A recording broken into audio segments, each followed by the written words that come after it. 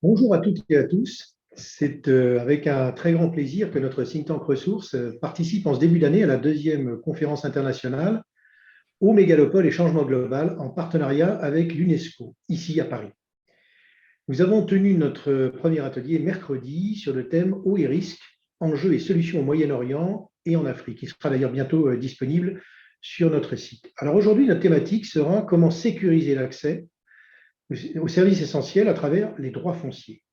Avant de vous présenter nos panélistes, quelques mots très brefs sur le réseau et le think tank Ressources. Il a été créé en 2004 et c'est avant tout, je dois reconnaître, une formidable aventure humaine qui rassemble des personnalités très diverses, universitaires, des représentants d'ONG, des politiques bien sûr, des institutionnels, des dirigeants du secteur privé, de la santé, fonds d'investissement, mais aussi fondations, et tous nous partageons cette profonde conviction de l'importance première que doit être accordée aux services essentiels comme un accès, comme une véritable source, je dirais, de développement humain. Alors, notre objectif, c'est d'alerter, c'est de dialoguer, c'est de recommander, et puis aussi, bien sûr, de faire savoir, avec pour objectif de mobiliser l'attention des décideurs et des médias sur les problématiques d'accès aux services de base dans les pays émergents afin de provoquer une véritable prise de conscience, une mobilisation, bien sûr, et un déroulé d'actions concrètes. Notre thème aujourd'hui, sécuriser l'accès aux services essentiels à travers les droits fonciers, va être abordé sous différents angles par nos panélistes que je vais maintenant vous présenter brièvement, en commençant par Laure Criqui, qui est membre du réseau depuis maintenant plusieurs années. Vous êtes docteur de l'école d'urbanisme de Paris et diplômé de la London School of Economics. Vous êtes membre de plusieurs ONG, vous intervenez sur différents masters, Sciences Po Paris bien sûr, mais aussi Rennes et Grenoble. Et vous avez une expertise reconnue dans les enjeux institutionnels, urbains et socio-économiques de l'accès aux services essentiels. Vous avez travaillé à l'IDRI, qui est un think tank pour le développement durable et les relations internationales, et depuis 2020, vous exercez un mandat d'élu de commune rurale en charge de la communication, la participation citoyenne, de l'eau bien sûr, de l'assainissement et de l'urbanisme. Bonjour Laure. Alors avec nous, qui nous fait le grand plaisir d'être là, Moussa Mara aussi, membre de Ressources. Vous êtes expert comptable de formation, mais surtout vous avez été nommé à 39 ans le plus jeune Premier ministre de votre pays, le Mali, au printemps 2014. Vous avez également été maire de la commune 4 de Bamako de 2009 à 2013. Vous êtes considéré comme un expert des questions politiques publiques, de gouvernance, de sécurité et de développement, et vous intervenez en Asie, en Europe, en Amérique, au sein de grandes structures internationales, d'ailleurs qu'elles soient professionnelles ou politiques, et vous publiez de nombreuses tribunes et de nombreux ouvrages. Bonjour Moussa, et merci d'être là. Alors avec nous aussi Rémi Bourgarel, qui est un membre de Ressources, qui a plus de 25 ans d'expérience dans les secteurs de l'eau et des services essentiels. C'est un spécialiste de l'Afrique et du Moyen-Orient. Vous avez passé d'ailleurs de nombreuses années en responsabilité managériale de très grandes filiales, la Société d'exploitation des eaux du Niger, le Gabon, le Moyen-Orient, mais vous avez aussi dirigé la Société des eaux de Marseille. Alors aujourd'hui, vous dirigez votre propre structure de développement de projets en Afrique dans les domaines de services essentiels à fort impact environnementaux et sociaux. Bonjour Rémi. Et enfin, Michael Taylor, très heureux que vous soyez avec nous aujourd'hui. Vous êtes le directeur du secrétariat mondial de la Coalition internationale pour l'accès à la terre, ILC. ILC est hébergé par le Fonds international de développement agricole, le FIDA, qui est une agence des Nations unies située à Rome en Italie. Vous êtes citoyen du Botswana et titulaire d'un doctorat en anthropologie sociale. Vous travaillez depuis plus d'une trentaine d'années sur les questions de droits de l'homme et les questions environnementales en Afrique, mais aussi au-delà de cela, dans le monde. L'International Land Coalition, c'est une alliance mondiale qui regroupe plus de 300 organisations multilatérales et de sociétés civiles qui sont basées dans 90 pays. Vous représentez en fait pratiquement plus de 70 millions d'habitants à travers le monde. Merci beaucoup de vous être joint à nous aujourd'hui. Alors, après ces quelques mots de présentation des panélistes, je voudrais simplement positionner rapidement la thématique avant de poser une première question plus générale. Un chiffre, un seul d'ailleurs, que je donnerai aujourd'hui, c'est celui de la Banque mondiale qui spécifie qu'en 2017, 30% des habitants dans le monde détiennent un titre foncier formel, ce qui suppose bien évidemment un niveau, j'allais dire, d'informel et d'absence de droit extrêmement important, notamment en matière urbaine, mais pas seulement, aussi en matière rurale. Alors, en matière urbaine, je dirais que la croissance des métropoles africaines, par exemple, s'accompagne par un étalement qui est très conséquent sur les quartiers informels et qui ne bénéficient pas pour la plupart d'accès aux infrastructures de base, qu'elles soient d'eau, d'assainissement, d'électricité, mais également, bien sûr, de titres fonciers. Et en ce qui concerne la partie dite plutôt rurale, je reprendrai un terme qui a été cité par Richard Balme récemment, qui est de parler d'urbanisation des campagnes, qui sont effectivement, je dirais, une tendance de plus en plus forte. Alors, ma première question, qui s'adresse un petit peu à vous tous, elle est pour poser et que tout le monde comprenne bien de quoi on parle. Quels sont ces droits fonciers et quels enjeux posent-ils réellement? Laure, est-ce que Laure, vous voulez prendre cette première question? Oui, merci. Bonjour à toutes et à tous. Et ravie de pouvoir participer à cette conférence. Alors effectivement, quand on parle de droit foncier, en fait, il me semble que ce qu'il faut avant tout rappeler comme élément je dirais le plus important, c'est que les droits fonciers, c'est bien plus large qu'un simple titre de propriété. Il y a une variété de types de droits qui peuvent être de facto ou des jurés, avec un continuum de droits et de types d'accès au foncier en fonction des contextes locaux, en fonction des niveaux de développement et en fonction aussi des coutumes et des pratiques locales. Et c'est pour ça d'ailleurs que dans le monde urbain, on utilise le terme de sécurité de la tenure, donc qui est en fait une forme de protection contre tout ce qui peut être éviction ou déguerpissement.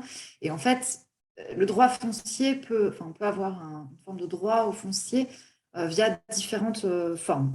Voilà. Donc, autrement dit, il ne s'agit pas d'avoir un titre de propriété seulement et exclusivement. Et du coup, tous les enjeux, je dirais, sont doubles. D'une part, se poser la question quand même de quelles mesures politiques et administratives mettre en œuvre pour sécuriser le droit foncier. Ce n'est pas nécessairement distribuer des titres de propriété. On peut faire ça de plein d'autres manières, d'une part. Et puis, d'autre part, avoir un droit foncier et une sécurité de la tenure, même sans titre de propriété, et ben, tout l'enjeu, c'est que ça va permettre d'investir dans son logement, d'investir dans des activités économiques, de se sentir capable de se projeter sur le long terme, sur son lieu de vie ou sur son lieu de travail. Et donc, il me semble que, enfin voilà, je soulignerais cette notion de droit foncier au sens large et de sécurité de la tenure comme un élément finalement beaucoup plus flou, peut-être un peu plus complexe à appréhender, mais finalement beaucoup plus déterminant quand il s'agit réellement d'améliorer la vie des gens, en fait, au sens large. Voilà, pour une introduction un peu générale, un petit peu conceptuelle, mais important, me semble-t-il, de reposer. Absolument, absolument. Merci beaucoup. Laure, est-ce que parmi les panélistes, l'un d'entre vous souhaite compléter cette première description? Oui, Rémi. Patrice, peut-être je peux, vu que Oui, je ne ça. suis pas Allez, avec vous longtemps, donc c'est vrai. je vais peut-être essayer de mettre mon petit grain de sel. D'ailleurs, d'abord, vraiment désolé de ne pas pouvoir rester jusqu'à la fin parce que la question foncière est une question majeure dans nos pays et elle va l'être de plus en plus importante. Si je prends le cas du Mali, mais aussi c'est le cas de beaucoup de pays voisins, c'est que nous avons en réalité une superposition de réalités foncières dans nos pays. D'abord, les réalités foncières rurales et les réalités foncières urbaines ne sont pas tout à fait les mêmes. Dans les zones rurales, la question essentielle, c'est surtout l'aménuisement des ressources naturelles et donc les pressions suite à la démographie, les pressions qui pourraient être faites sur le peu de ressources disponibles et les conflits sous-jacents. Donc la question se présente vraiment sous l'angle de conflit plutôt que sous l'angle d'opportunité, de conflit à régler et à anticiper. Dans les zones urbaines, la question est beaucoup plus prégnante puisque aujourd'hui, si je prends le Mali, 75% des litiges portés devant les tribunaux sont des litiges à caractère foncier. 75%, c'est-à-dire en réalité une superposition de droits fonciers. Vous avez d'abord d'un côté le droit foncier traditionnel, historique, et vous avez le droit foncier dit moderne. Et à l'intérieur du droit foncier moderne, vous avez le droit foncier national qui s'illustre par la délivrance de titres fonciers, et vous avez le droit foncier plutôt local qui s'illustre par la multiplication de titres fonciers précaires délivrés par les collectivités territoriales. Donc, ça fait que sur un même espace, dans nos pays, vous pouvez avoir plusieurs droits qui se superposent et donc forcément des conflits.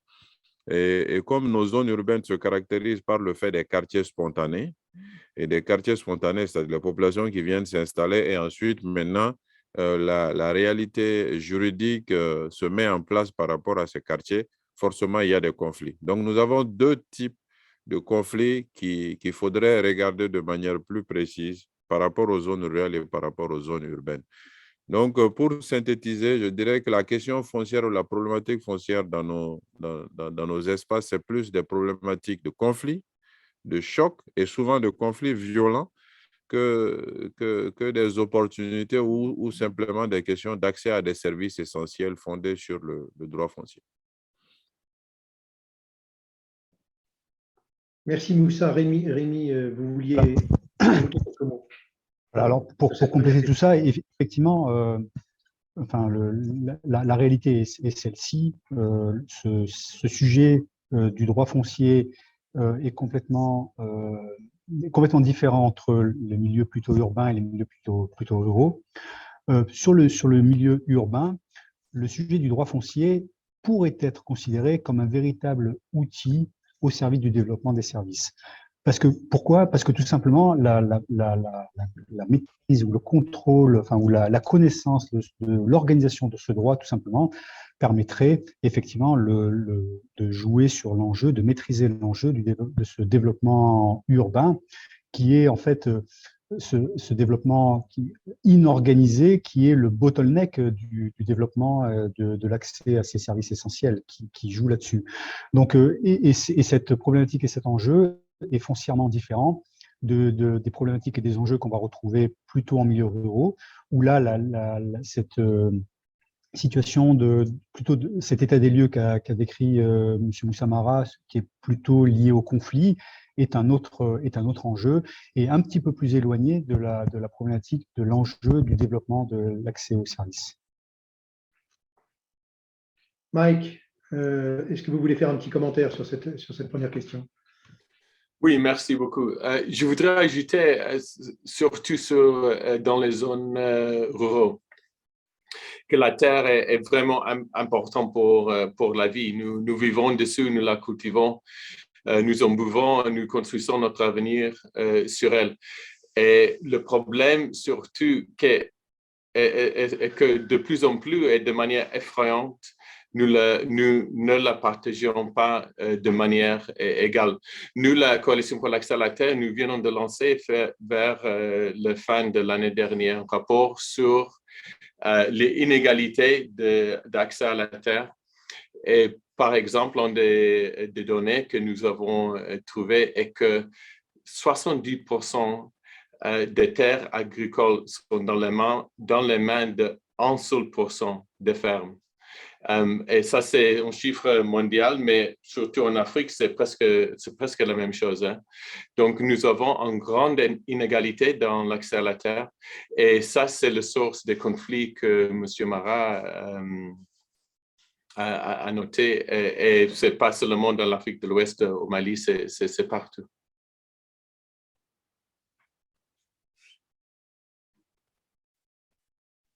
J'ai une deuxième question d'ordre là aussi général hein, pour vous tous. En quoi, et en quelques mots simplement, en quoi les rapports entre les droits fonciers et les services essentiels sont-ils intimement liés aujourd'hui? Qui est-ce qui souhaite répondre? Alors, sur les services, le service urbain, il est intimement lié parce que le développement du service essentiel, l'enjeu de ce service, il est complètement lié à sa capacité de planification.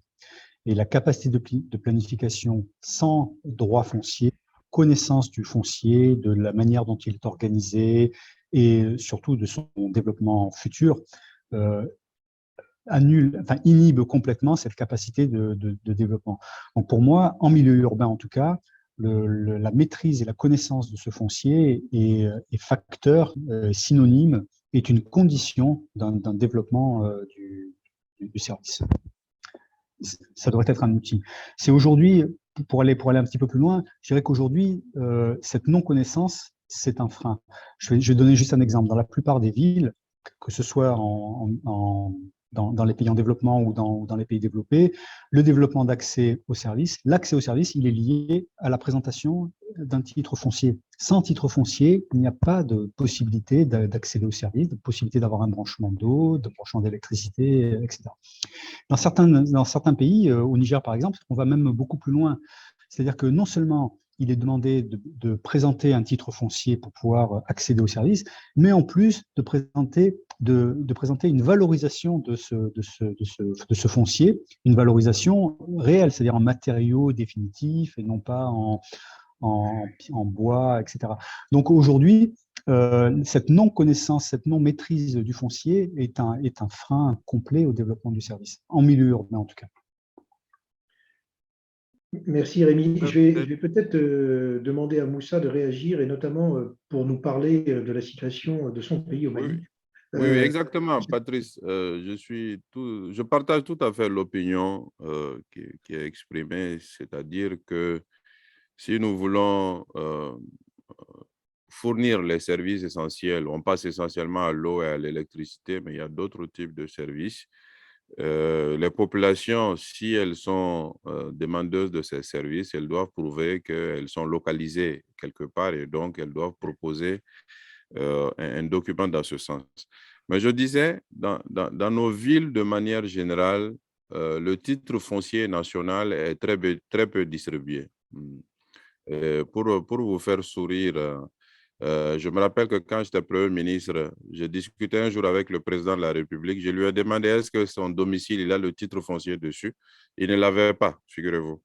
Ça, c'est le président de la République du Mali. Donc, on a à peu près 10% de titres fonciers sur Bamako, à peu près. Si on prend une ville comme Bamako, Bamako, c'est 6 millions d'habitants. Donc, le reste, ce sont des titres précaires ou c'est simplement pas de titres du tout. Donc, quand il s'agit de faire de la planification des villes, on arrive à des endroits où les habitats sont spontanés, les populations n'ont pas de titre par définition. Donc, c'est le fait de planifier le service et d'amener le service qui va générer le besoin de donner des titres aux populations. Et généralement, ce sont les collectivités qui s'y mettent avant que l'État ne vienne essayer de régler le problème. Donc, il y a déjà cette réalité. La seconde réalité est que quand nous voulons renforcer les services, j'ai le cas par exemple de ma commune aujourd'hui où la société de distribution de l'eau veut installer une station compacte, ben, il n'y a pas de disponibilité en termes d'espace public. Nous sommes obligés d'aller sur certains espaces privés et de négocier avec eux pour pouvoir fournir de l'eau à une dizaine de milliers de personnes. Parce que simplement, là aussi, encore une fois, la réhabilitation urbaine n'a pas vraiment suivi cela. Donc, il y a plusieurs réalités, mais ce qui est sûr, et ça, je partage cette opinion, c'est que la fourniture de services est quand même liée à la présentation par les populations de justification, soit de propriété ou soit de justification d'établissement. Parce que quand on est dans un quartier spontané, il faut justifier qu'on est dans le quartier pour bénéficier des services qui sont fournis. Ça, c'est sur le plan urbain. Évidemment, dans les zones rurales, la problématique, elle est différente. Mais les zones rurales aussi ont besoin de services essentiels. Le premier service essentiel pour moi, c'est d'abord l'aménagement du territoire. C'est ce qui va permettre un peu de protéger les rares espaces naturels qui puissent exister et de mettre ces rares espaces naturels à l'abri de grands spéculateurs, comme cela a été rappelé précédemment, où on a moins de 1% de la population qui se retrouve propriétaire de 80% des espaces de pâturage ou d'autres types d'espaces ruraux vitaux pour les populations. Si Moussa, je crois que Laure souhaitait intervenir. Oui, merci. Oui, je voulais rebondir exactement sur ce que vous venez de dire tous les deux, effectivement, sur le fait que parfois, finalement, s'il faut pouvoir présenter un titre de propriété pour pouvoir avoir accès aux services, et si, comme le disait Patrice, au niveau mondial, c'est seulement un tiers de la population qui a un titre de propriété, 10% au Mali, on ne va pas pouvoir, en fait. Hein. On est coincé. Visiblement, c'est ce qui s'est passé, par exemple, au Pérou dans les années 90, où il y a eu une grande politique de régularisation foncière et de distribution de titres de propriété qui a été mise en place à un moment. Et en fait, l'administration foncière elle-même, nécessitant du temps pour traiter les dossiers, etc., en fait, finalement, ça a mis un coup d'arrêt aux logiques sectorielles qui étaient plus dans l'extension des services d'eau et d'électricité, en l'occurrence à l'époque. Et donc, finalement, c'est là, en l'occurrence, la politique foncière qui a bloqué l'accès aux services. Et du coup, une dizaine d'années plus tard, le gouvernement péruvien a créé un document intermédiaire, une attestation d'occupation ou de possession, justement pour les personnes habitant dans les quartiers informels, pour pouvoir déposer leur demande de raccordement au réseau de services, même si leur régularisation foncière n'avait pas été finalisée, voire même initiée. Donc, c'est vrai que là, il y a des tensions parfois. On pourrait souhaiter que tout cela aille de pair, mais en fait, c'est finalement aussi, malheureusement, hein, des logiques sectorielles et puis des capacités administratives, parce que c'est lourd à mettre en œuvre. Et donc, effectivement, il ne faut pas... Enfin, une régularisation foncière peut être tout à fait souhaitable sur plein de plans, hein, notamment en termes de connaissance de la ville, etc.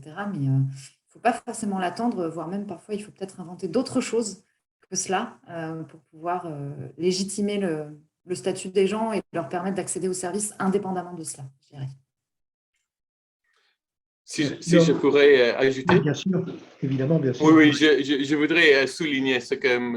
Marat a dit, que dans les zones rurales, on doit comprendre les services dans un mode un peu élargi. Que, par exemple, dans les zones de pâturage, les services sont aussi l'accès au pâturage pour le bétail, l'accès à l'eau pour le bétail. Et au niveau mondial, plus de la moitié de la superficie de la Terre est utilisée dans un mode coutumier, traditionnel, par les communautés locales.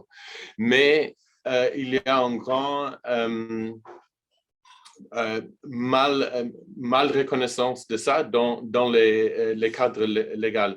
C'est-à-dire que moins de 10% de ces terres sont reconnues par les lois nationales. Et c'est-à-dire que, exactement comme M. Marat a dit, que dans ces zones, parce qu'il y a des pratiques coutumières que gèrent les ressources, l'eau, l'accès aux ressources naturelles, qui ne sont pas reconnues par la loi. C'est facile pour les grands investisseurs de prendre les grands espaces. Nous avons un site web qui s'appelle le Land Matrix et nous suivons les grands achats de terre. Et maintenant, nous avons suivi en superficie qui surpasse la superficie de l'Allemagne, qui a été achetée par les grands investisseurs aux zones rurales, la plupart en Afrique. Et ça, le manque de lois, de conditions légales sur ces terres, c'est vraiment la racine de cette situation que nous voyons maintenant. Merci Mike. Moussa, je sais que vous devez partir dans une dizaine de minutes. Alors je vais essayer de quand même vous poser encore quelques questions de manière prioritaire avant de ensuite continuer avec nos autres panélistes. Lorsque nous avons préparé cette réunion, on a aussi évoqué, et pour vous, elle semblait évidemment très liée, la notion des droits fonciers et la notion de sécurité. Est-ce que vous pourriez un petit peu élaborer sur cette question, notamment dans votre pays, bien sûr? Oui, absolument. Ce que j'avais expliqué, ça, nous sommes vraiment dans les zones rurales.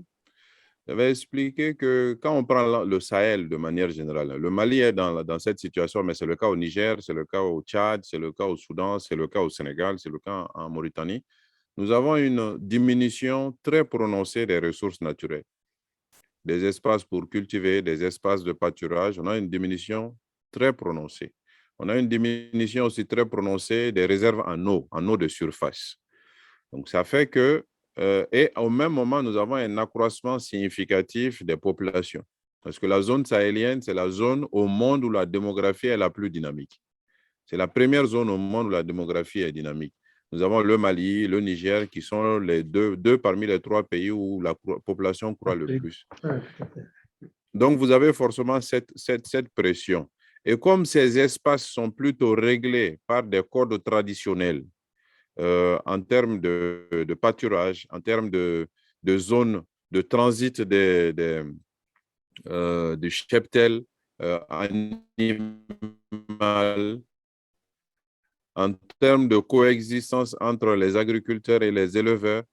Et avec l'aménagement des ressources, ben forcément, le réflexe naturel, c'est la volonté de s'accaparer. Et donc, il y a des chocs.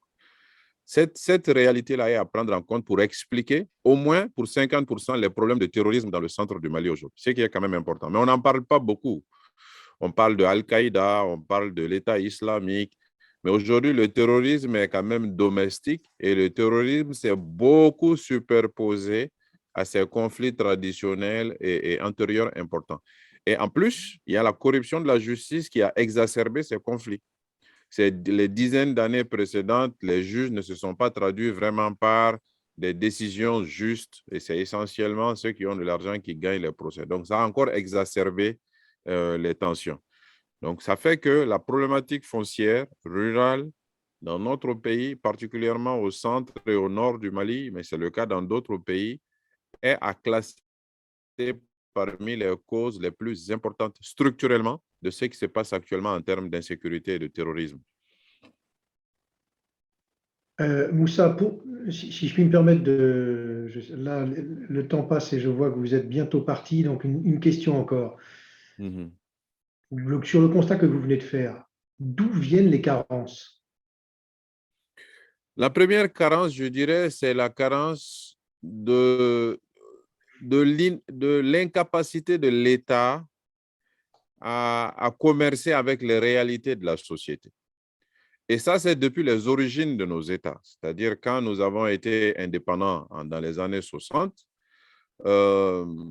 en ce moment-là, les dirigeants se sont moulés dans les textes de la colonisation. Donc, l'État officiel du Mali est une héritière directe de l'État jacobin français, de l'État colonial français, qui est de vouloir traiter tout à partir du centre, alors que les réalités périphériques sont souvent très éloignées et très différentes du centre. Donc, l'État n'a pas pu s'adapter. Apprécie ça avec grande mesure. Mais voilà, l'État n'a pas pu s'adapter un peu à ces réalités sociales. Je pense que ça, c'est la première chose. La deuxième chose, c'est le défaut de prévision, c'est-à-dire notre incapacité à pouvoir anticiper l'aménagement des ressources et l'accroissement des populations. Je t'ai dit dans les discussions que le Mali, les 30 dernières années, le Mali a perdu 2/3 de ses ressources forestières. On est passé de 16 millions d'hectares à 7 millions d'hectares. C'était prévisible. Il fallait juste anticiper et s'organiser et trouver des mesures palliatives. Donc, la seconde insuffisance, c'est l'incapacité de prévoir. Après, la troisième insuffisance, il faut le reconnaître, c'est que nos administrations, dans leur commerce avec les populations, ne sont pas des administrations de service. Ce sont plutôt des administrations de violence et qui s'imposent et qui se servent. Donc, à un moment ou à un autre, les populations, ils se rebellent. La rébellion peut être non violente, comme elle peut être violente. Et actuellement, nous faisons face à une rébellion et à une insurrection violente. Je pense que ce sont les 3 causes les plus importantes. La terre sert de base, comme Michael l'a dit, la terre sert de base à l'existence des populations. Et si cette terre n'est pas fertile, si en plus on la récupère et on l'utilise, les populations, à un moment ou à un autre, c'est une question de survie, mais elles se rebellent. Merci beaucoup, Moussa. Je vais maintenant revenir d'une manière un petit peu plus générale sur l'accès aux services. puisque tout à l'heure, on a parlé effectivement de titres de propriété et que Laure Créqui a évidemment dissocié la notion de propriété avec la notion de titre foncier. Est-ce que l'accès aux services apporte une forme de sécurité foncière? Au Mali, ce n'est pas évident, je vais dire ça ainsi, dans la mesure où les services qui sont fournis requièrent des titres qui ne sont pas de la même valeur. Donc, c'est plutôt l'accès au titre foncier en tant que tel, qui est aujourd'hui uniquement ouvert pour 10% de la population, qui peut donner la vraie sécurité foncière. Nous, on a par exemple les titres précaires qui sont donnés par les maires. On les appelle des lettres d'attribution, c'est-à-dire le maire te permet de t'installer là, mais c'est clairement écrit sur la lettre d'attribution que tu ne peux pas vendre la parcelle. Donc, C'est un cette droit lettre d'usage, d'attribution te comme un droit. permet d'avoir une adresse, elle te permet d'avoir des services d'eau, d'électricité et autres, mais elle ne te permet pas d'être propriétaire au sens de pouvoir vendre ou même de pouvoir hypothéquer pour bénéficier d'un prêt. Nous avons un autre type de titre qui est aussi délivré par cette fois-ci le préfet. Ça, c'est le permis d'occuper. Et là aussi, on n'a pas la pleine propriété. Donc, on a plusieurs types de titres, mais c'est le titre foncier délivré par le service national des domaines qui donne la pleine propriété. Et cela, quels que soient les services auxquels tu as accès, l'eau, l'électricité ou d'autres services. Donc, c'est plus foncier qu'en termes de fourniture de services par rapport à la sécurité foncière. Laure, j'aimerais bien entendre aussi quelques autres exemples que vous avez en tête de par votre expérience. Oui, mais c'est là où on retrouve ce que je disais en introduction, c'est-à-dire que ça dépend beaucoup aussi des contextes culturels, mais aussi politiques et administratifs. Moi, j'aurais un autre exemple que j'ai pu voir en Inde, par exemple, ou dans des quartiers informels, hein, sans titre de propriété. En fait, ça va être les compagnies d'électricité, en l'occurrence en plus privées, mais qui étendent leurs services et qui, du coup, pour cela, vont elles-mêmes faire un système d'adressage pour pouvoir identifier leurs futurs clients et consommateurs, qui vont ensuite, du coup, distribuer des factures petit à petit. Et on a comme ça, mine de rien, je dirais un accord tacite hein, quand même de la part des autorités publiques, puisque des opérateurs privés d'électricité ne vont pas investir dans des infrastructures s'il y a un risque de déguerpissement à court terme. Donc, il y a finalement un accord tacite pour que les infrastructures soient étendues. Ça veut dire que les gens, effectivement, de cette manière-là, commencent à être enregistrés, à avoir une adresse. Petit à petit, ils ont des factures qui peuvent servir de justificatif de domicile, par exemple, pour inscrire les enfants à l'école ou ce genre de choses. Donc, on a le phénomène inverse aussi parfois, si vous voulez, où finalement, c'est la fourniture de services qui va commencer à sécuriser la situation, clarifier les choses, enregistrer les choses et être une première étape vers une forme de régularisation de la situation. Alors, ça ne règle pas les conflits fonciers potentiellement sous-jacents, hein, on est d'accord. Mais ça peut apporter une forme de sécurité en termes d'occupation et encore une fois de capacité des gens à se projeter dans l'avenir et donc à investir dans On le voit bien qu'il y a logement en et fait dans énormément de solutions locales qui sont adaptées pays par pays en fonction à la fois de leur histoire, de leurs coutumes et pas forcément uniquement un modèle régulé tel qu'il a pu être imaginé en Europe.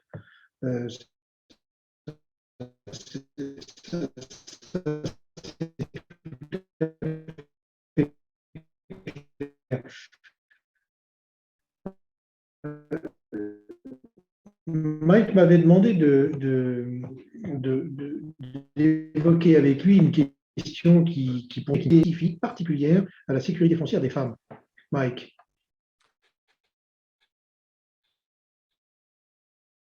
Oui.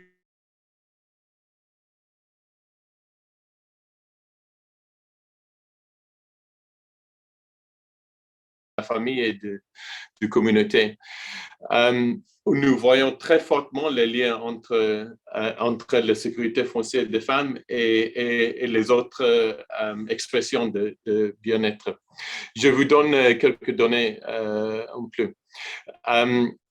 Les femmes qui possèdent des terres, gagnent près de terre, ont des enfants qui ont 33% de chances en moins d'être en sous-poids. Les femmes qui ont la terre ont des enfants qui ont 10% moins de chances d'être malades.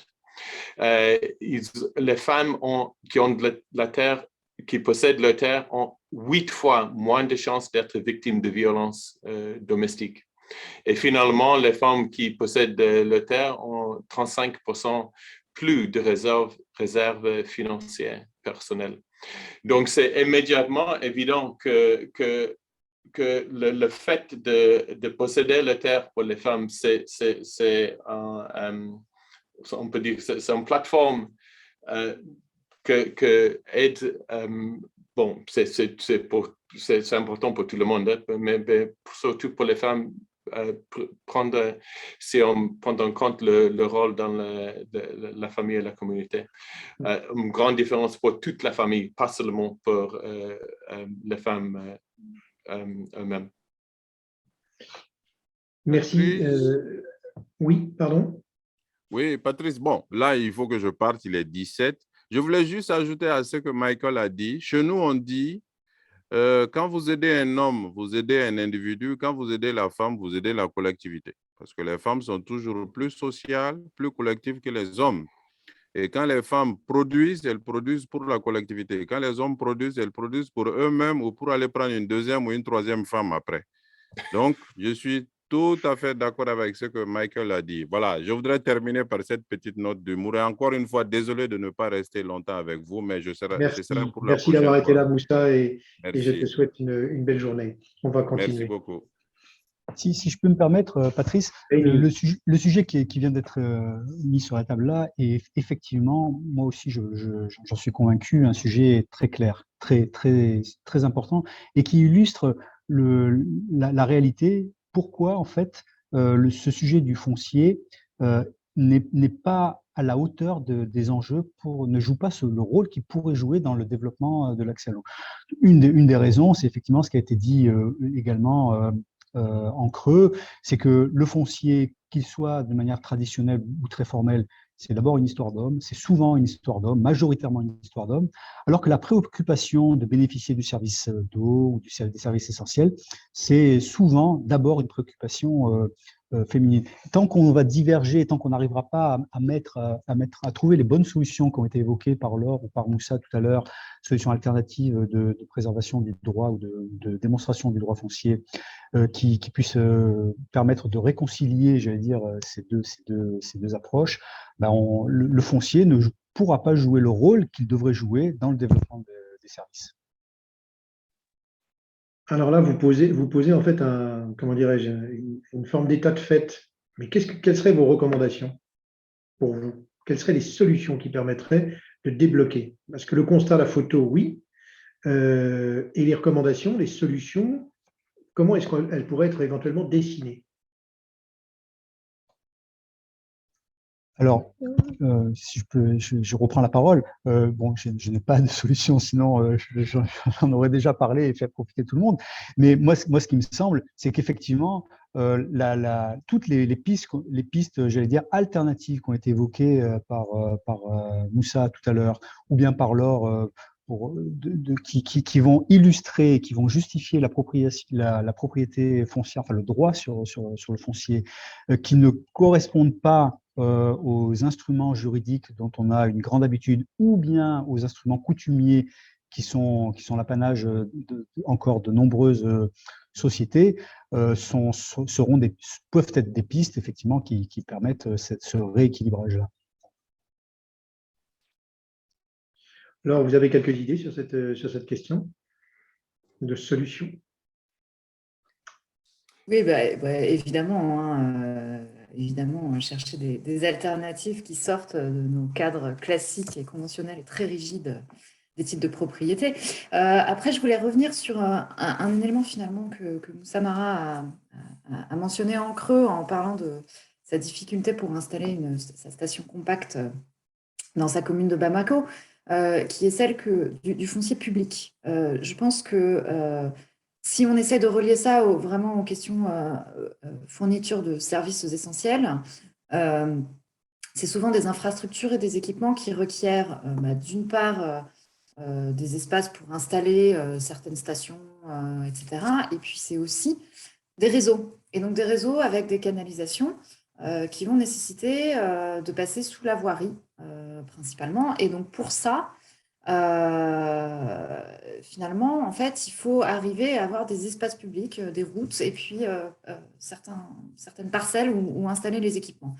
Et je pense que c'est aussi un enjeu assez important là, pour les pouvoirs publics d'avoir ça en tête, de se dire, bon, alors on est dans des situations avec une très forte pression démographique et par conséquent foncière, mais sécuriser au maximum du foncier public pour essayer de prévoir, je dirais, à l'avance les futurs besoins en infrastructure et en équipement. Et on a par exemple des exemples d'initiatives en Éthiopie ou en Équateur de préparation de l'expansion urbaine où finalement, les pouvoirs publics en fait, se concentrent sur la sécurisation des voies, se disant, ben voilà, en fait, finalement, au sein des blocs ou des parcelles privées, les gens ils feront bien comme ils voudront, mais nous, on préserve les voies parce que c'est ça dont on va avoir besoin à terme pour accompagner le développement urbain. Et je pense que, alors, ça requiert des moyens, hein, et puis ça ne règle pas les conflits fonciers non plus. Mais je dirais qu'en situation de ressources contraintes, c'est peut-être là je dirais qu'il faut mettre le paquet pour les pouvoirs publics. D'accord. Michael, vous aviez levé la main parce que vous vouliez répondre, je crois, à cette problématique. Oui. Quand on parle des solutions, c'est clair que le foncier, c'est un enjeu très, très complexe. On ne peut pas transférer des solutions d'un pays à l'autre parce que toujours le contexte est spécifique. Donc, on peut, ce que nous faisons souvent dans notre coalition est accompagner l'apprentissage, la formation, les organisations qui veulent prendre les idées dans un contexte et adapter ces solutions dans un autre contexte. Une des choses est claire que si on voit la magnitude, l'amplitude de défis, de manque de sécurisation foncière dans une manière légale dans le monde, on ne peut pas continuer de chercher des solutions au niveau des individus. Il faut sécuriser les terres communautaires. Les terres qui sont tenues en commune. Mais aussi, il y a aussi des solutions qui ont des grands résultats dans certains pays. Quand on parle par exemple de l'accès à la terre pour les femmes, quelques pays comme le Népal, ils ont décidé de annuler les frais pour les femmes. Donc, pour un certificat foncier, les femmes payent. C'est gratuit pour les femmes, pour les hommes, dans un ménage. C'est au nombre de femmes, c'est gratuit. C'est au nombre d'hommes, il faut payer. Et c'est quelque chose assez simple comme ça a complètement changé maintenant dans les quartiers où ils ont piloté ça. La plupart des certificats sont au nombre des femmes. C'est petit, c'est une petite étape, mais ça a changé beaucoup.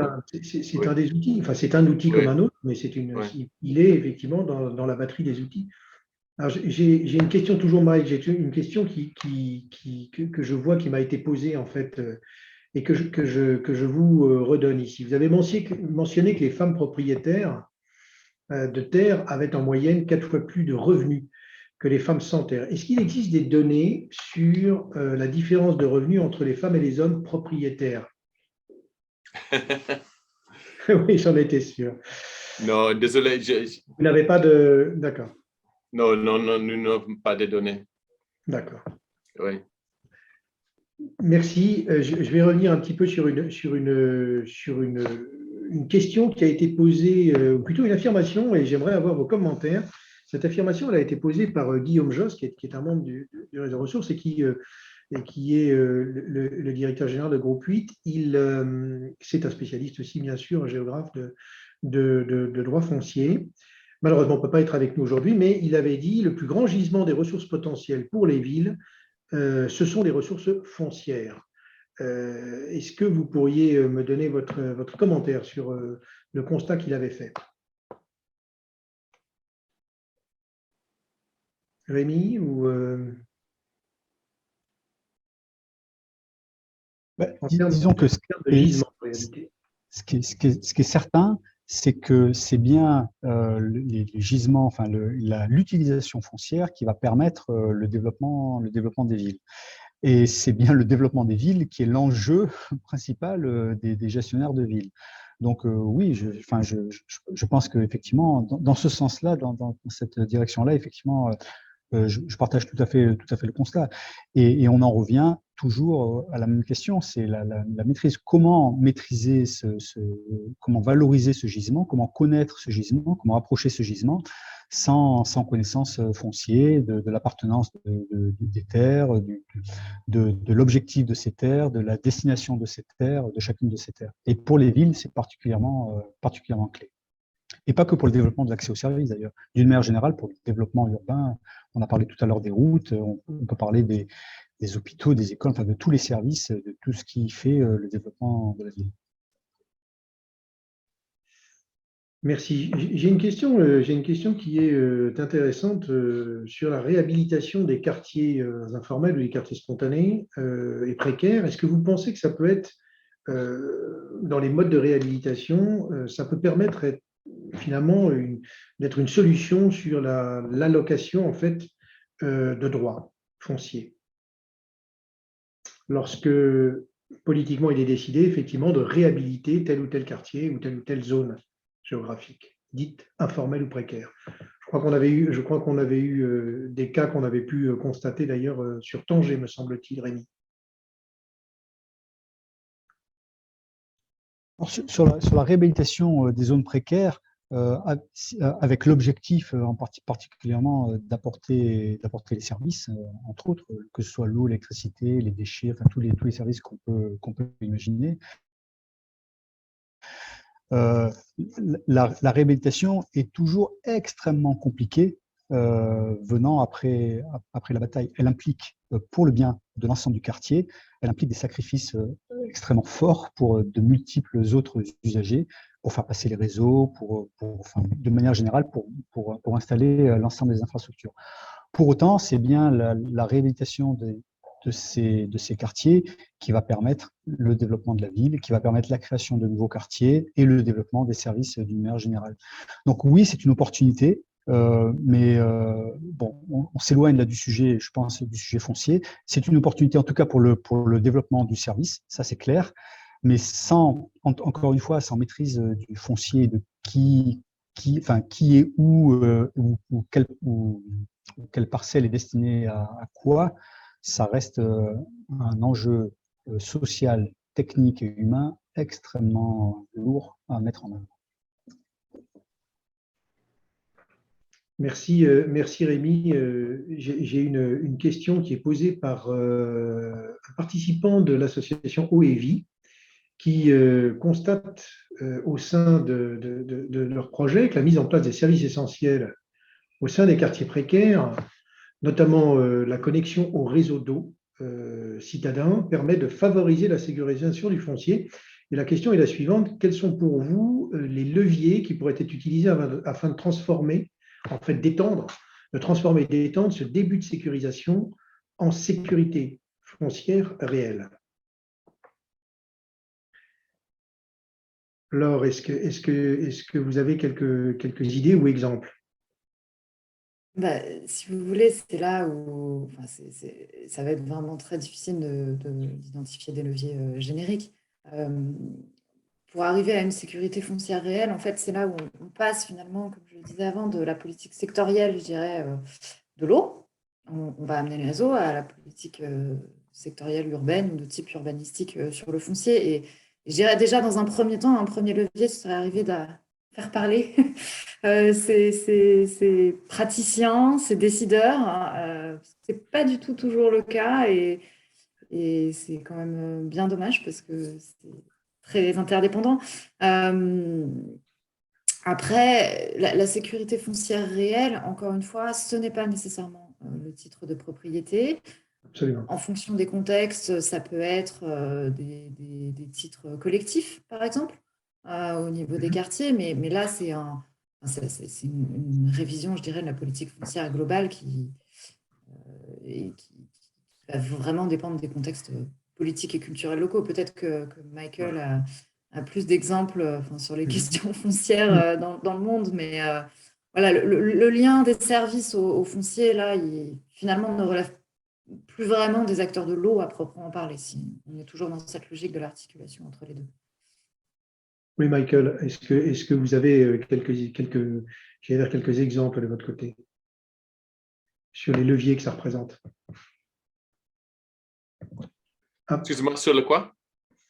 Sur les leviers qui sont possibles, je dirais, d'utiliser pour transformer ces débuts de sécurisation je dirais, en vraie sûreté réelle foncière. C'est difficile. En fait, La question souvent, bien sûr. on trouve aussi que dans certains contextes, ce n'est pas aussi bien ce que les gens veulent, parce que souvent c'est une mentalité occidentale que dire que chacun doivent avoir leur parcelle en pleine propriété. Et souvent, les relations entre les personnes, entre les gens dans la communauté sont aussi liées les relations entre les gens et leur terre communale. Hein. Oui, oui. Donc, vraiment, ça, c'est un des exemples où il est très différent dans les zones urbaines et les zones rurales. Donc, bien sûr, cette question est très importante dans les zones urbaines, je crois. Dans les zones rurales, il y a aussi peut-être un contre-mouvement qui veut protéger les droits des gens marginalisés comme les femmes ou bien les pasteurs, les populations autochtones.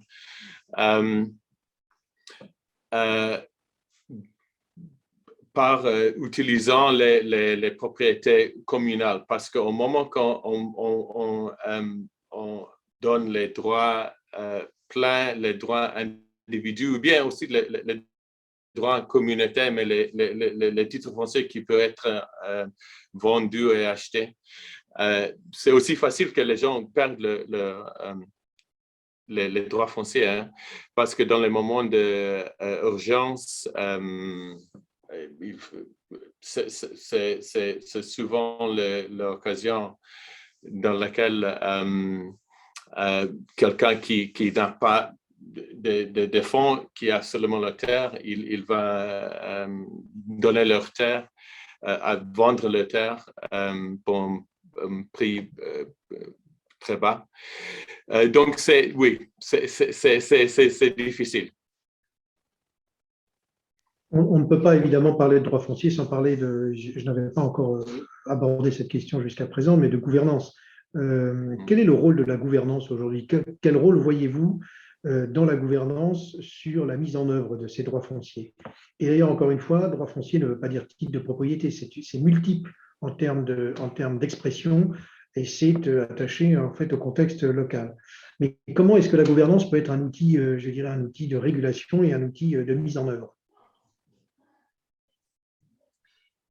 Rémi, peut-être.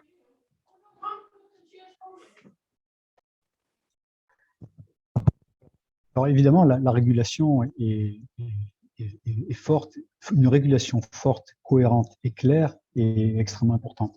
Un des soucis qu'évoquait un des freins dont on a parlé sur les villes, notamment africaines, qu'évoquait Moussa tout à l'heure, c'est la multiplicité, c'est une gouvernance complètement multiforme sur le droit foncier qui va passer par des titres fonciers issus de la réglementation plutôt de l'ancien colonisateur, jusqu'au bout de la chaîne, un droit plutôt coutumier qui, lui, est basé sur d'autres règles qui sont propres à une communauté.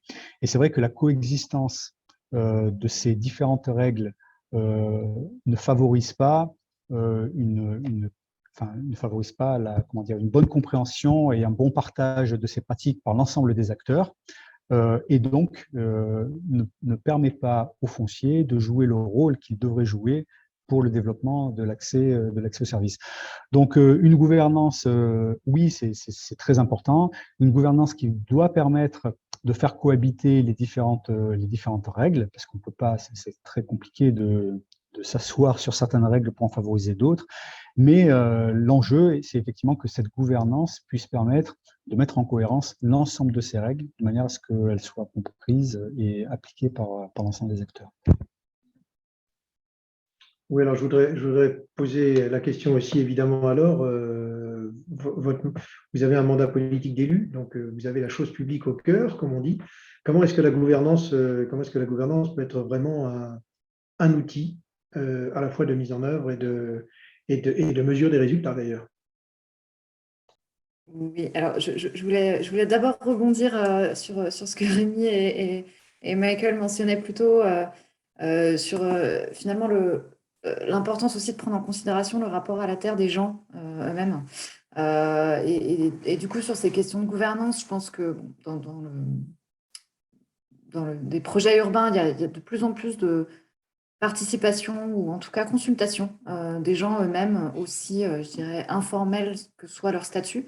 Ils sont là, ils ont une forme de légitimité à la ville, en l'occurrence.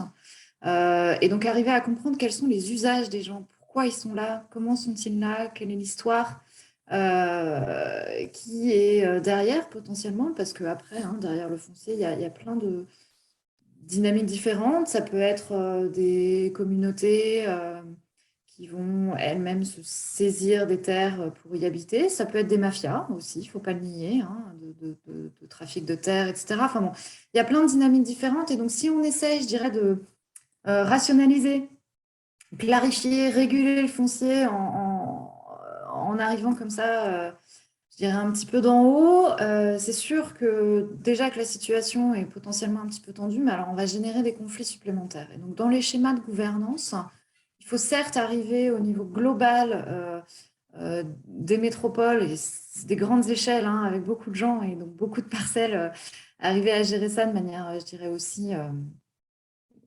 stratégique que possible. Mais il faut aussi descendre au niveau des quartiers pour comprendre où on est. Enfin, en fait, les gens ont des pratiques localement.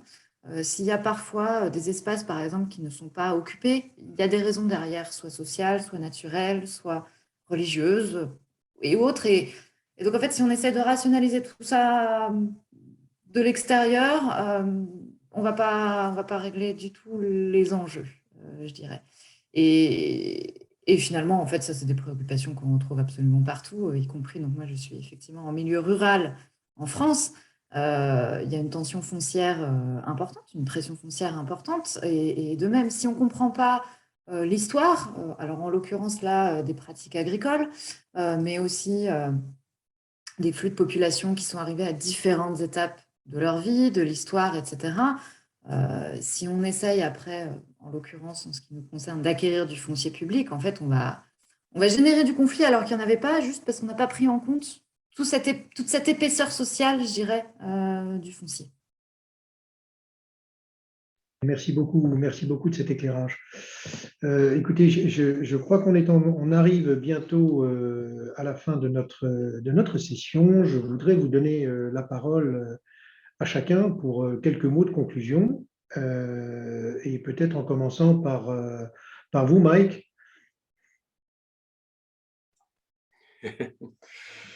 Bon, de mon côté, c'est seulement vous remercier. Ce n'est pas souvent que les gens qui travaillent dehors de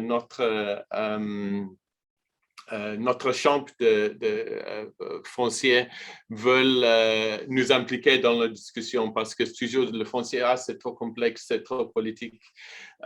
Et bon, la première chose est que je voudrais vous remercier pour ça. J'ai participé au nom de Gilbert Humbo, qui est le président du FIDA, qui nous héberge ici à Rome. Et pour FIDA aussi,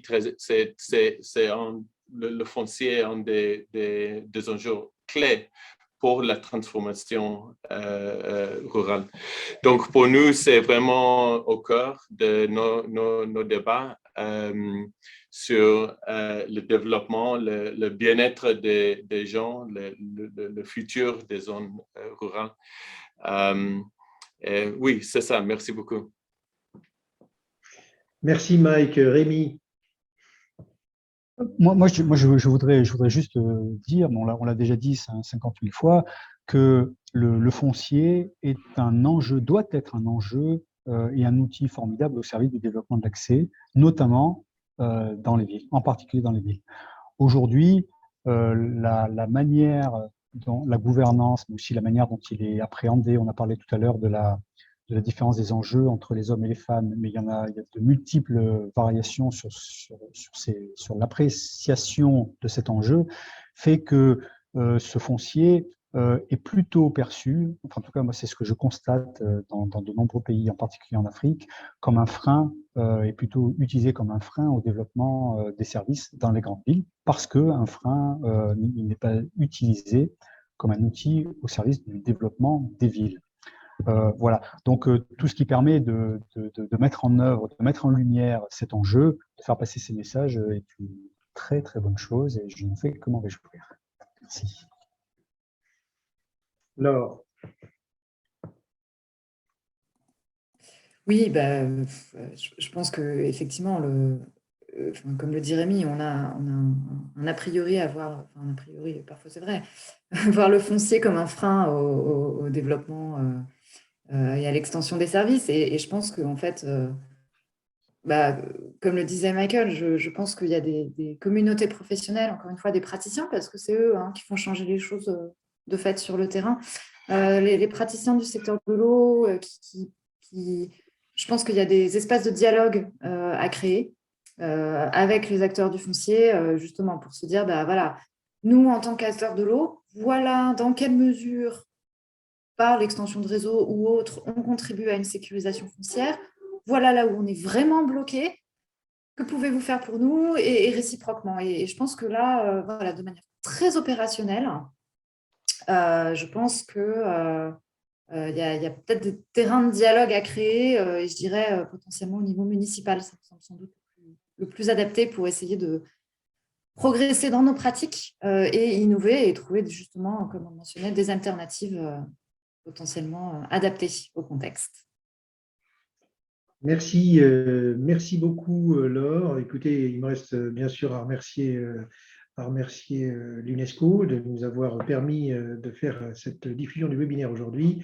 Là, ce n'est pas une question, c'est juste une remarque qui m'a été faite en finale et je me dois de vous la retransmettre, une expérience qui est en cours en ce moment en Guyane française amazonienne, région de forte immigration, où il y a effectivement beaucoup de zones dites informelles et notamment avec la crise Covid. Nous avons été, 17 ONG, obligés de mettre en place des équipements et de fournir gratuitement de l'eau potable. En mettant en place ces branchements, en fait, c'est le début, c'est l'initiation en fait de l'acquisition du foncier, et c'est donc un exemple qui est en cours en ce moment en Guyane. Voilà, écoutez, merci infiniment encore une fois. Vous pouvez retrouver bien évidemment l'ensemble de nos publications, de nos webinaires, de nos podcasts, bien sûr, sur le site de ressources. Je vous remercie, je vous dis à très bientôt. Merci à tous les panélistes et à l'UNESCO, bien sûr, pour son support. Merci beaucoup. Merci bien. Au revoir.